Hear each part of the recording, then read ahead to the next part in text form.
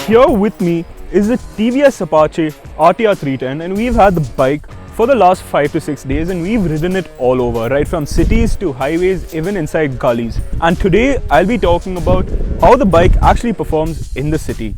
Welcome to Drive Spark. I'm Vedant Jouhari and let's jump right into this review.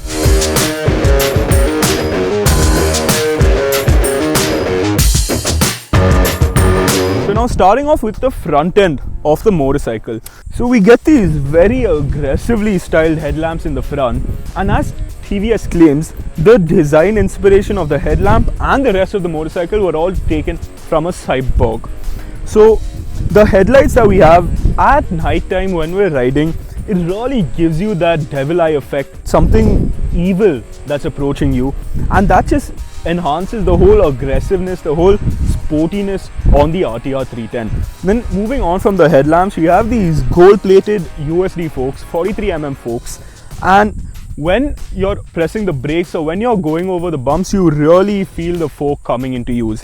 Now when you're braking hard, you do feel the front drop down, and when you're going over the bumps, you feel the fork taking up every single undulation on the road that we feel. So the tires that we get in the front are 110/70/17, and these are Michelin Road 5 tires, W rated tires. So now as we move on from the motorcycle, the tank that we get features some super aggressive cuts, right from the center to the tank shrouds to literally everywhere on the tank. We have a very nice design on the motorcycle. Now not only for design aesthetic, it also proves a functional purpose. So when you're riding or when you're sitting on the motorcycle, the tank provides exceptional grip for your legs for when you want to be in that proper riding position. So now moving on to the chassis of the RTR 310, we get a lightweight trellis frame and all your engine components are exposed.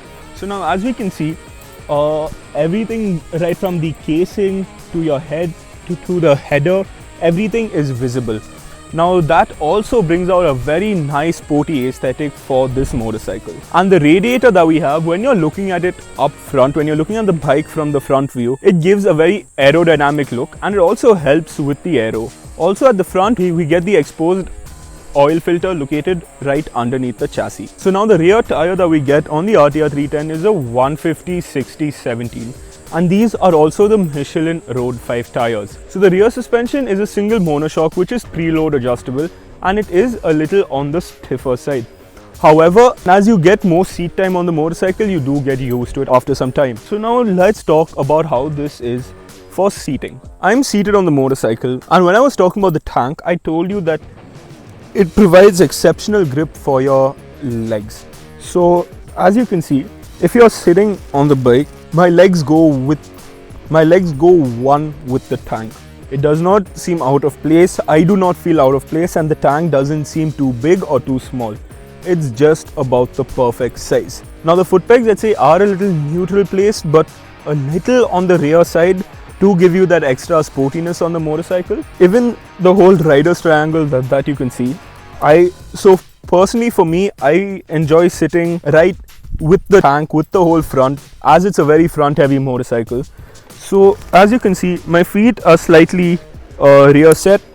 My legs, I'd say, are in the perfect position on the tank, and I am sitting upright, but I do feel like I'm slightly aggressively set, and for me personally, I enjoy that. I don't like something that's too reclined or a very casual ride. For me, this seating position I feel is perfect even for an everyday use or for highway usage. So the RTR 310 also comes with climate control seats. Now what is climate control seats, you might be asking? Well, it's nothing but a heating or cooling seat for you while you're riding. Now in this hot summer in Bangalore or in India, when you're riding, you will feel your butt warm up because of how hot it gets. Now through our TFT, we can control the temperature of the seat. You can either make it go colder or hotter based on your preference. Now, once you enable it to cool down, you will feel it cooling after around 30 to 45 seconds. Now, if your bike is parked in the hot sun, once you switch it on, you need to wait for at least 1.5 to 2 minutes to actually feel the effect start coming into play. Now coming to your throttle, your handlebars, all the buttons on your handlebar. So starting off with the buttons, the TFT controls, the tactile feel is really nice. The buttons don't require too much effort to press, and everything right from your horn to your passing beam, it's all in hand's reach. You don't need to bring your hand out of place to use anything. So now for your throttle, brake and clutch levers, your brake and clutch levers are adjustable, thankfully. So you can set it based on your preference. So now the throttle system that we have is a throttle by wire, and you do feel it. So as soon as you're on the throttle, you do get the response from the engine. However, one flaw that I did face on the throttle is when you're revving it hard and you shut off, there's like a half a second lag before your revs start dropping. As you keep riding the bike, as you get more seat time, you will get used to it. However, for a first timer, it may throw them off guard when they really need to shut off in an emergency situation. So now talking about the RTR 310 on an everyday use. So I've used the bike commuting to work, from work back to home, for night rides on the highways, morning rides on the highways, and through gullies, basically using it for everything. Now what I found is that in the city, the RTR was amazing. It's probably the perfect city bike. The engine was super tractable. You could just hold third gear or fourth gear throughout your whole ride, except for obviously when you come to a stop. But when you're in constant motion, you don't need to keep shifting gears, just hold third or fourth and the bike is more than happy. Then in terms of handling, if you like sitting front set like how I sit, it's super maneuverable. You can just throw the bike into corners, or if you're riding in between vehicles, you can put it to the left, to the right very easily. Then engine really doesn't heat up that much, especially even in the peak sun that we're in now, riding it in the city at 4:35 in the evening through peak hour traffic, you don't feel excess heat radiating from the engine. That's where the radiator really plays its role. It really cools down the engine a lot. It brings the temperature down quite a bit. It's really not uncomfortable to ride. Now coming to this bike on highways, that is where I feel the RTR lacks. So it does have the power, it does have the speed. However, it lacks in terms of its gear ratios. Very short ratios. So what I would normally feel like I'm on second on a regular bike, I feel like I'm on first on this bike. So what I feel like I'm on fifth or sixth on a regular bike, I feel like I'm on fourth or fifth on this bike. So when I'm cruising on the highways, when I'm doing, let's say, 100 or 120 kilometers per hour, I'm looking for 7th gear. Yeah, you heard that right. I'm not satisfied with just 6 on this motorcycle. When you're at 110 plus on 6th gear, you are in the power band of the engine. When you're on 6th gear doing around 110 or 120, you are in the engine's power band. Now, if you just want to hold that, you do feel uncomfortable, because even with the slightest increase in throttle, the bike just wants to go. It just wants to take off. So that's where I feel a 7th gear would come into handy, or longer gear ratios would come into handy. But that's not the case, so we can't do anything about it. But that's not the case for this motorcycle, so there's not much we can do. Otherwise, if you're cornering the motorcycle aggressively, if you prefer counter leaning on the bike, or even if you prefer leaning properly by bringing your body out, you can do anything on this. I'll demonstrate that for you. So if I'm counter leaning, I'll be sitting on this side and there's still place on the seat for me.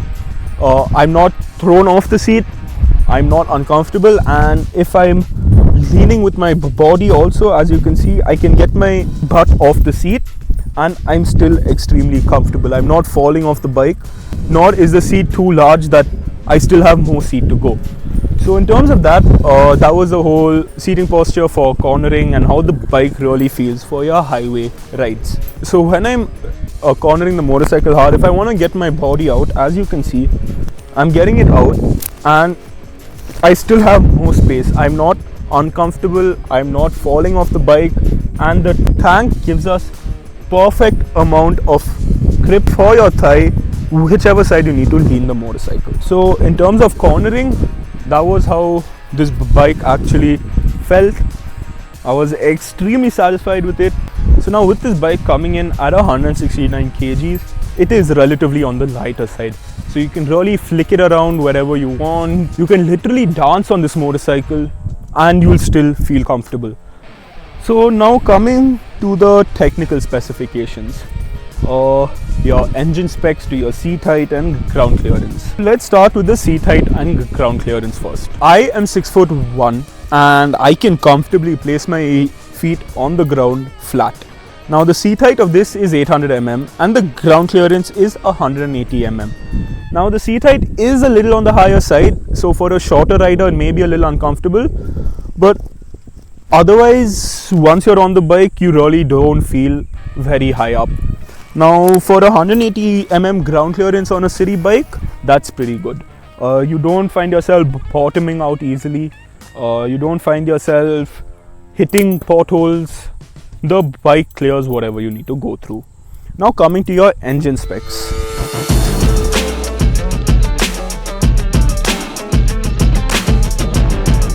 This is powered by a 312cc liquid-cooled single-cylinder engine. This engine produces 35.1 horsepower in the sports mode, track mode and supermoto mode. Now for your rain and urban modes, the engine produces 26.7 bhp. So now for the torque figures. In sports, track and supermoto mode, this engine produces 28.7 Newton meters. And now for the slightly more toned down modes, which is the rain and urban mode, this engine produces 27.3 Newton meters of torque. Coming to the cons of the RTR 310. Firstly, I'd start off with the headlights. The throw of the headlights on our regular beam is very disappointing. It's not a far throw, it's not a strong throw. However, if you switch that into high beam, the story is completely different. On low beam, the throw is a little bad, but on high beam, it's really good. You can see far, everything is illuminated, the whole road is visible. But how often do you find yourself using high beam? And not only that, high beam for oncoming vehicles can be very unsafe. So the low beam of this is something that TVS could actually work on. Now the second con I'd say is the throttle. I'd already spoken about this earlier, but I'll say it again. When you're throttling it hard and when you shut off the throttle, there's like a half a second lag where the revs don't drop.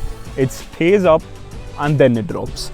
So for a newcomer on the motorcycle, when they're riding it in the city or even on the highways, if they're riding it really hard on high revs and suddenly there's something pops up in front of them and they have to brake,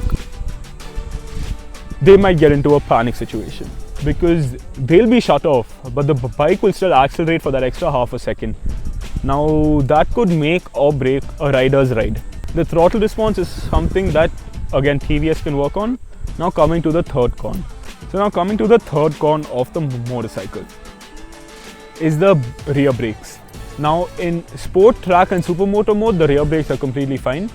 However, on rain and urban, that's where the issue comes in. The moment ABS comes into play, that's where the brakes get extremely weak. So you might press the brake hard, but the bike will not slow down in proportion to how hard you're braking. At that time, when you're braking hard, you need to drop your gears, otherwise the bike will not stop. If you drop your gears and press the rear brakes, yes, the bike will come to a stop. However, for most riders who only use brakes on rain and urban, it is a little sad. Now, coming to the final con on the motorcycle. The next con is cruise control. You can't just enable cruise control by the press of a button. If you're on the fly, if you're on the highway, you need to press the cruise control button, press the clutch and the brake for the cruise control to get engaged. Now, how convenient is that? You guys tell me. For me, that's not at all convenient. And it honestly could be a bit of a hindrance, I'd say, for me. And not only that, another issue with the cruise control is, well, once you start the motorcycle, if you're in a standstill and if you want to put the cruise control on, it has dynamic cruise control, so you can set it based on how you're riding. So if you're in a standstill, if you want to switch it on and then start riding, your quick shifter gets deactivated. Now don't ask me about the linkage of that, I also don't know. But that's what happens, that's what we've noticed. On a standstill, vehicle's on, press the cruise control button, your quick shifter stops working. And then to engage it, even if you're in a standstill, you need to press the clutch, brake, and then engage the cruise control for it to work. Now coming to the last and final con. This is for the pillion riders. Vibrations.